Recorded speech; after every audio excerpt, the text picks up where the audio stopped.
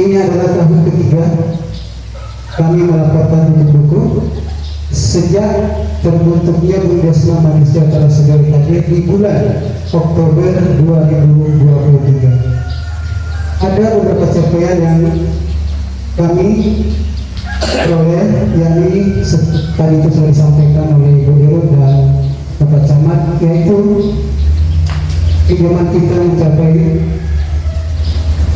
target yaitu 3.347 juta rupiah di tahun 2025. Kemudian persentase pengembalian itu mencapai 99,sekian%. Itu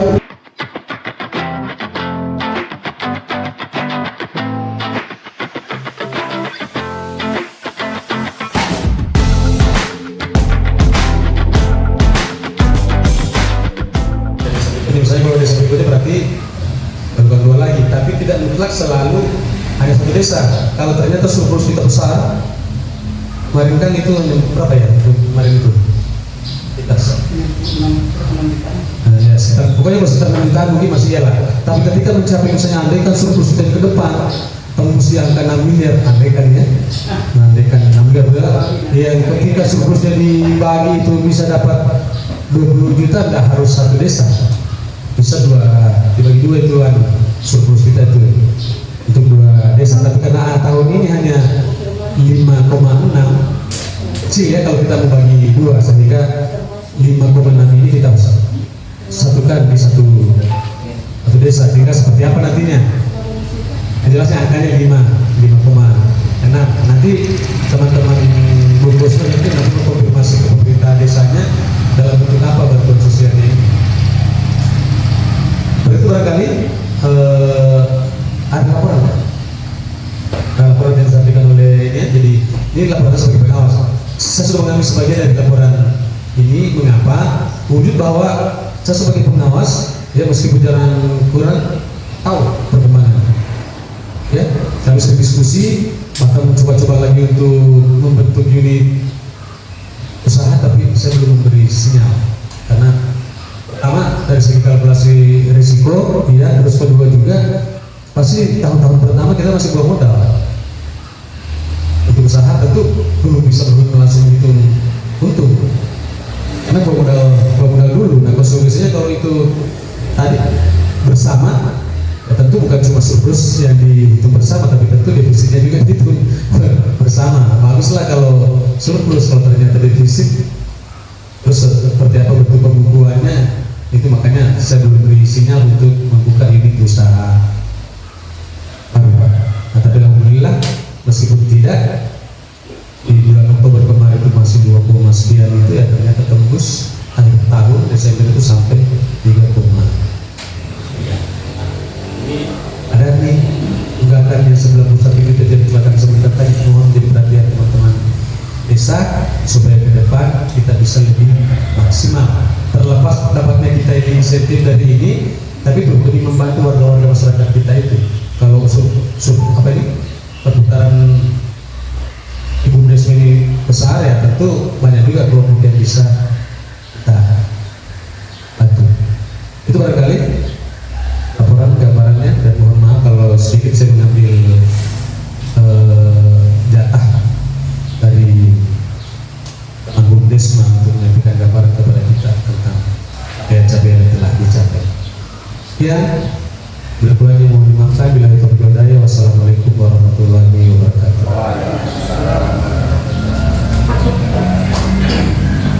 ya, demikian tadi laporan dari pengawas Bumdesma Mandiri Sejahtera Segala Hadir. Dan kita akan melakukan ke acara selanjutnya, yaitu pembacaan laporan pertanggungjawaban tahunan tahun 2020. Tapi sebelumnya dulu itu teman-teman Bumdesma silakan dulu di yang ala kadarnya, karena ini sudah jam hampir 11. Jadi ambil kita silakan yang ala kadarnya.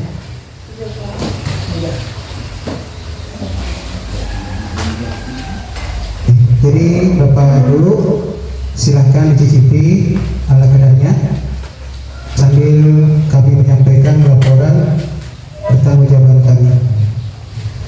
Baik, saya bacakan. Saya mulai. Bismillahirrahmanirrahim. Assalamualaikum warahmatullahi wabarakatuh. Selamat siang. Yang saya hormati Bapak Camat Sajor sekaligus Pengawas Bendesa Manusia Terusir KD. Yang saya hormati Bapak Kepala Desa dan Ibu sewilayah Kecamatan Sajor, dan sekaligus sebagai penasihat Bendesa Manusia Terusir KD. Yang terhormat Ibu Direktur Utama Bendesa Manusia Terusir KD, yang saya hormati dan saya banggakan rekan-rekan pegawai Bendesa Manusia Terusir KD. Puji syukur kita panjatkan kepada Allah Subhanahu wa Ta'ala karena pada hari ini kita masih sempat dipertemukan di tempat ini dalam rangka mengikuti laporan pertanggungjawaban dari Bendesa Manusia Terusir KD, yaitu laporan tutup buku tahun 2025. Selanjutnya, salawat serta salam tidak lupa kita panjatkan kepada kita Nabi besar Muhammad SAW beserta keluarganya sebagai dan para pengikutnya. Bapak Ibu sekalian yang kami hormati, hari ini adalah hari yang ketiga kalinya kami dari Bendesa Manusia Terusir KD menyampaikan laporan pertanggungjawaban kami. Itu artinya ini adalah tahun ketiga kami melaporkan tutup buku sejak terbentuknya Bendesa Manusia Terusir KD di bulan Oktober 2023. Ada beberapa capaian yang kami peroleh, yakni tadi itu sudah disampaikan oleh Ibu Dirut dan Bapak Camat, yaitu pinjaman kita mencapai target yaitu 3 miliar 347 juta rupiah di tahun 2025. Kemudian persentase pengembalian itu mencapai 99,sekian%. Itu artinya ketika kita berkembang dan bahkan bisa dibilang maju. Tetapi di samping itu ada hal yang perlu kami sampaikan terkait dengan laporan ini, bahwa surplus kita di tahun ini agak sedikit menurun. Agak menurun setelah tahun ini. Mungkin dari sekian hari ini ada bertanya, kenapa bisa beginian? Perlu kami sampaikan, ada dua hal yang mempengaruhi surplus kita turun. Yang pertama adalah tingkat atau progres pemberian pinjaman kita itu kurang di tahun berjalan. Kalau di tahun kemarin itu kita hanya menyentuh angka 2 miliar 900 sekian. Itu artinya perolehan surplus kita agak sedikit turun dibanding tahun lalunya itu 3 miliar 200 sekian. Nah, olehnya itu kami mengharapkan sekali kepada Bapak Kepala Desa untuk membantu kami seperti yang disampaikan tadi, minimal kami dibantu memfasilitasi di desa Bapak masing-masing tentang kelompok-kelompok ya syukur-syukur bisa dibentuk agar nantinya tahun di 2026 ini akan lebih meningkat lagi pinjaman kita kalau bisa sampai 4M. Itu target kami kalau bisa sampai 4M. Karena tahun 2025 itu 3,3. Nah, syukur-syukur bisa 3. Bisa syukur-syukur bisa 4. Jadi itu salah satu penyampaian kami kepada Bapak Desa, bantu kami. Karena yang ngerti tahu karakter masyarakat kan kepala desa.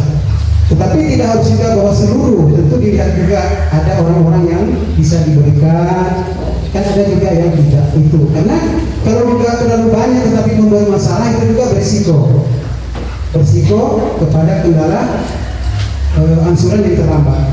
Jadi itu yang perlu. Kemudian yang kedua adalah masalah tadi sudah disampaikan.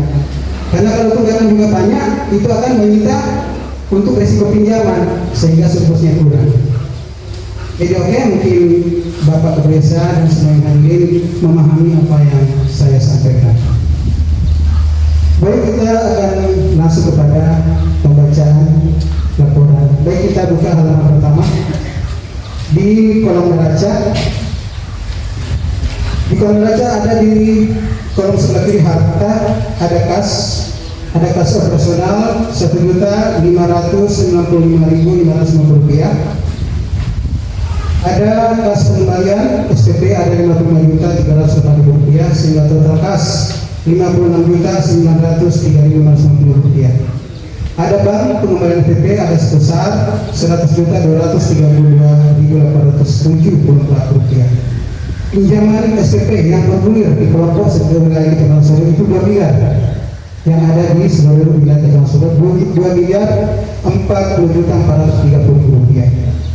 Kemudian inventaris ada nilai buku inventaris Rp336.412.180, sehingga total aktiva Rp2.533.976.532. Pindah di sebelah kanan kolom Fasipa, hutang tidak ada modal Rp666 juta, ada dana kolek tahun 2016 Rp68.450, dana kolek tahun 2017 ada berjumlah Rp63.311, dana kolek dan penjualan motor inventaris Rp14.500, ada surplus di tahun sampai dengan tahun 2017 itu Rp643.911.270. Surplus di tahun 2018 berjumlah Rp135.354.568. Surplus di tahun 2019 sejumlah Rp141.123.170. Surplus di tahun 2020 sejumlah Rp155.414.054. Dana kolek tahun 2020 ada 6 juta.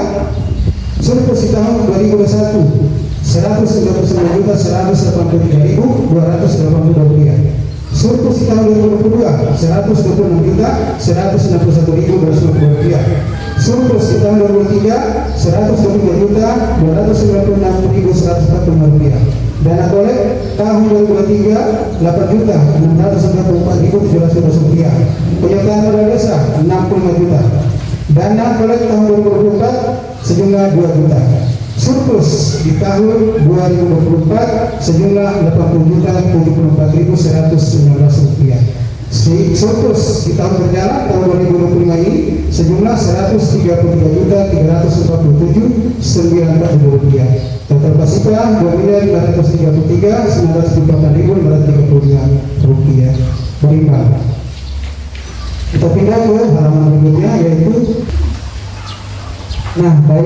inilah yang ditunggu-tunggu adalah melihat pembagian surplus.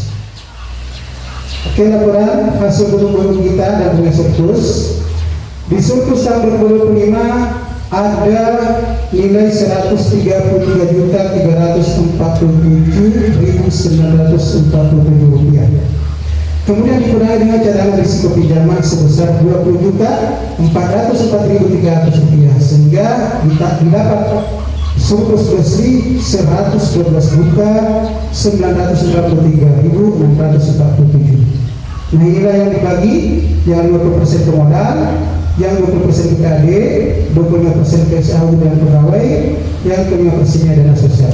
Adapun KD-nya 20% sebesar Rp25.589.000, SAU pelaksana personal dan pegawai Rp28.236.000, dana sosial Rp5.640.000, sehingga total alokasi sebesar Rp56.470.000. Oke. Kemudian kita plot ke PAD masing-masing desa. Yang tadinya 22 juta kita plot ke sebelah. Yang pertama baru mendapat PAD sebesar Rp1.737.615. Balukan sama, balukan 2 8.688.077. Karena kenapa? Dan penyertaannya berbeda. Kemudian setelah itu si bawah sama ini sama semua, itu di angka Rp1.737.615.